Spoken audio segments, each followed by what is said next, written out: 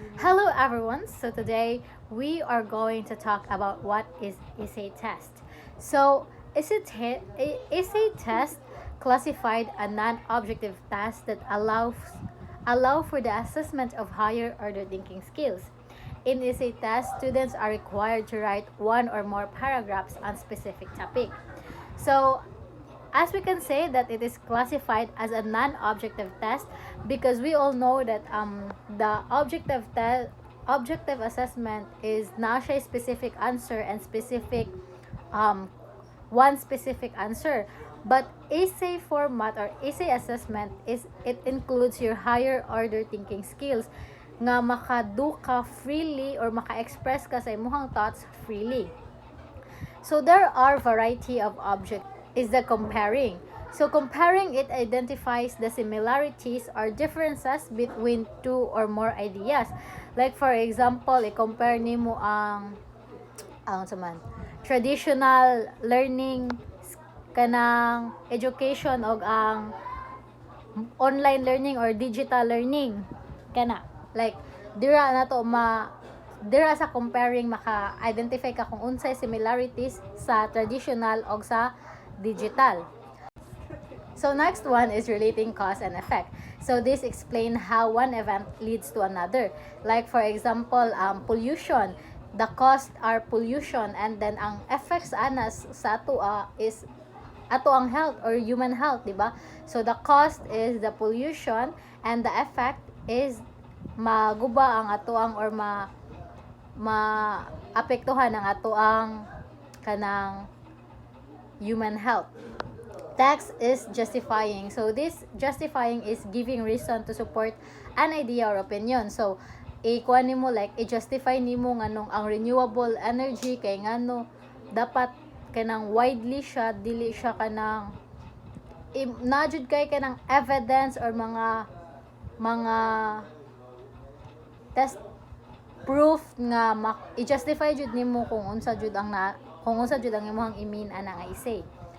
Next one is summarizing. So this one presenting the main points in a shorter term. So like if ang idea kay very taas na imuha na lang siyang i-summarize or imuha na lang kwaon or kung unsa jud ang main idea sa story.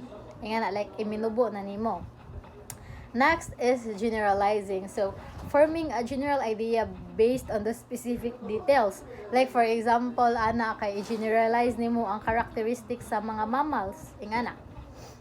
Next is inferring. So, mag-drawing conclusion based on evidence and reasoning. So, murag imuhang kung unsa nimo pag-infer ang mga characters nga na-feel sa kana nga story basta inferring imuhang i-guess jud ang conclusion based sa story or sa imuhang nabasa nga story or sa imong nakita nga story mura kag nag-guess ana sa inferring. Next one is classifying. So, classifying is grouping items based on common characteristic. Like for example, i-classify nimo ang unsa man vertebrates og invertebrates nga animals ingana i-classify nimo like i-classify nimo ang mga mammals og mga kanang walay spine si tawag anak nila gali. Tapos the next one is applying.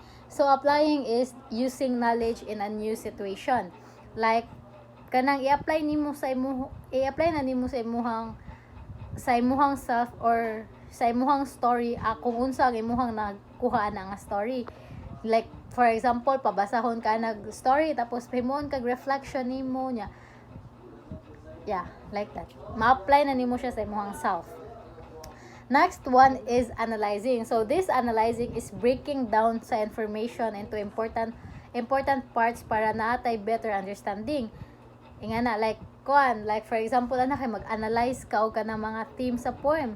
Like imo ra siyang i-analyze tapos imo harang kwaon ang mga information tapos di ba basta mag-read ka og poem kay medyo conflict man or maglisod siya sabton, but if imuha jud siyang i-analyze, mag-gets nimo or ma-understand nimo siya better. Next one is evaluating. So, evaluating kay mag-make na ka og judgment based sa criteria nga imuhang gi-use. Like for example, evaluate nimo kung unsa ka effective ang program nga gibuhat sa mga students or unsa ang mga performance nga gibuhat sa students. Dapat naa jud kay kanang criteria of judging or rubrics kay para ma-aware ang student kung unsa ang ilahang need i-achieve, dili ra sila magpataka sad. Last one is creating. So creating is mag-produce na ka og new ideas og original ideas nimo or mag-think na ka outside the box. Like for example, itasan mo sa inyong teacher nga mag-make og kanang short story nya imuhang kuan kay ngano unsa ka nga short story nga akong buhaton. So need nimo mag-create na ka og something new nga okay, about family lang ako ang ikuan sa akong story or about friendship ingana. So that's the objectives of essay. So now let's move on to the types of essay. So there are two types of essay. First one is restricted essay. So restricted essay also referenced to a short focus response. So it also called as a short focus response. So restricted essay kay ngano tagaan ra ka og kanang very specific question, like example ana kay kanang can you give me at least 3 reasons nganong naay pollution nya kanang it limit nara siya limitation like 3 to 5 sentences lang. Tapos while the non-restricted essay or extended essay, this one kay ngano more taas na siya, like dira na jud nato makita ang introduction, body and conclusion. Like diri na murag wala na kay freedom to express what are your thoughts, what are your idea about the given situation. Like ma-express na jud nimo siya tanan kay wala naman siya limitation. So that are the two types of essay. So now there are guidelines for formation and scoring of essay. So naa siya rules. So first is praise the direction in such way that students are guided on the key concept to be included. Ang example ana is using details and information from the article. Like mag-get ka og mga informations from the article, like like for example baron maghatag kanila og kanang essay, tapos sa criteria nimo magkuha na ka like nanakay reference daan asa ka magkuha. So kanang like example na kay kani it's history 10 points, it's nya interesting ba ang iyahang kanang topic or iyahang na-create nga ideas nya ang mga landmark sad. So rule number 2 is to inform the students of the criteria to be used for grading their essays. This rule allows students to focus on relevant substantive material rather than peripheral or unnecessary facts or bits information. So diri dapat as what I have said earlier, nga need jud ka mag-make og criteria kay para aware ang student kung unsa ilahang need i-achieve or kabaw sila nga ay kani mo ni na sa criteria mo ni siya akong buhaton. So first the example ana kay mag-write ka og essay, tapos sa photosynthesis, tapos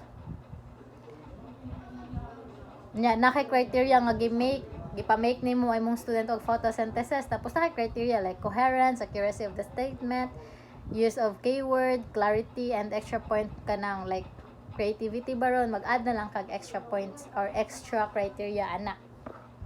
Next one, or rule number 3 kay put time limit on essay. Oh, like dili kay sa usa ka oras maghimo sila essay. Pwede ra half sa hour. But it depends if unsa jud ka kataas, but make sure nga mag-put jud og limitation sa essay. Rule number 4 kay decide on your essay grading system prior to getting an essay of your students. So, mag-make og grading system. Mag-make og grading system. Next one. Okay, next one kay i-evaluate nimo ang students to answer your question sa next question, or ipasabot jud nimo sa students kung unsa ang first question before ka mo proceed sa other question. The rule number 6 is evaluate answer to essay or question without knowing the identity of the writer. So, pwede rin nimo mo-read ka sa essay without knowing kung kinsa ang nag-make sa essay, kay para if kabalo man as a teacher, dapat dili ka bias. So, ang para sa ma-avoid og biases, mo largo ka sa kanang main o sa gibuhat sa student nga essay rather than mo read ka sa ilahang name, kay if makuha man jud kang ay si kuan bright ni, so dako na ko kung points ani ingana. Rule number 7 is whenever possible, have 2 or more person grade each other each answer. So pwede ra ka mo tap sa imuhang kanang ku teacher nga kanang kuan ko ni be like second demotion, kay para na jud siya akwan. Next one is do not provide optional questions. And rule number 9 kay provide information about the value, weight of the question, and how it will be scored. Yes. So i-inform jud nimo sila daan nga ingani imuhang scoring process, ingani imuhang scoring strategies or techniques. So last is emphasize higher living thinking skills. So as kuan sa definition sa essay, it will develop your higher order thinking skills. So that sa rule number 10 ma-emphasize na nimo kung kanang dili ra sila into kanang memorization, identification. They have reasoning sad and ma-develop jud ang ilahang thinking skills. So that's all for the essay.